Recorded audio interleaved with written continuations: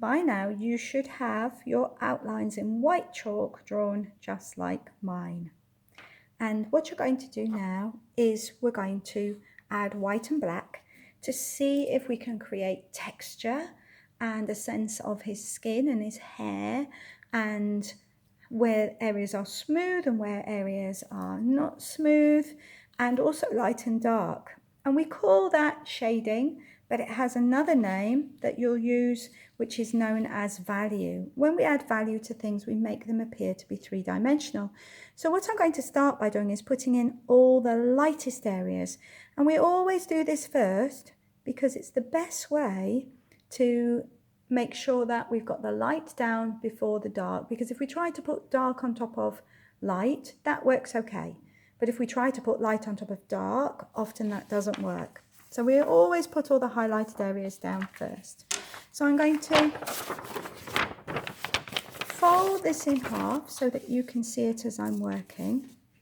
And I know that his forehead, in fact, actually this might be better to do it this way, that's better. That his forehead is very shiny here.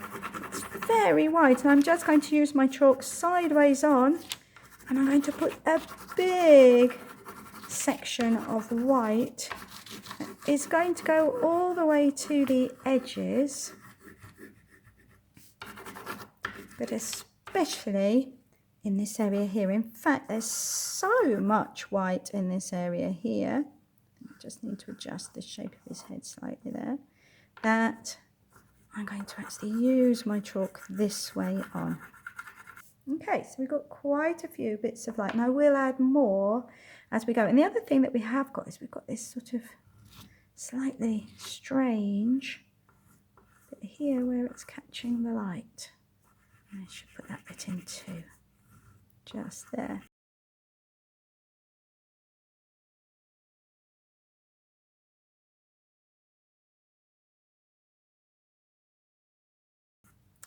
Now what I'm going to do is I'm going to go round and I'm going to think about how all of that white is going to mix with some darker areas. I'm going to begin by smudging up here. Just want to smudge some of that in, and I will build lots and lots of layers as I go, but I'm going to begin by having a feel for where I think his hairline comes. But I'm not drawing it as a straight line, I'm drawing it as lots and lots of tiny little lines, look, to suggest what that hair is like, because these are hairy portraits, and that's something that we want to do. So I can see that his hairline is going to come down like this to about here, and it is actually going to be quite dark. Now I'm going to smudge it very slightly. Look at the effect that has. Makes that whole area darker. And then that means that then I can work on top and put his ear in. Oop, there we go. And look, there's this darker area inside his ear. You see that just there? There's a darker area. It's going to come around to here. And then there's this area here, which is darker as well. And all I'm doing is looking really carefully at what's light and what's dark. And then, of course, we've got his wonderful moustache. I wonder how long it takes him to care for that. And all of his, that's all going to come around from here, isn't it? But again, I don't want to draw a line. I'm going to draw lots of marks instead to show how that's going to come around. Now, you do find that as things move away from you, they do have a bit of a darker line, and we can see this area is darker. So I'm going to just rub some charcoal into here along with the chalk to create a slightly softer area, and then put some more chalk back over the top so that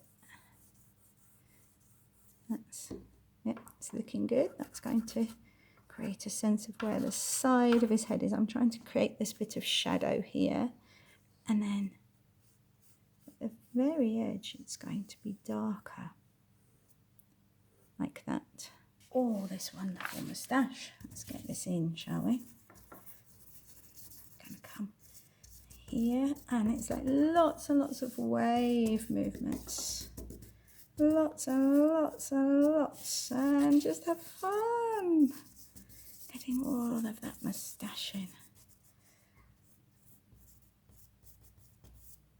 And this bit of the moustache, I just did lots of wiggly lines and then just went like this with my finger, which was a lot of fun, just really quickly, just to kind of blend it in and create that sense of all of those wonderful wiry hairs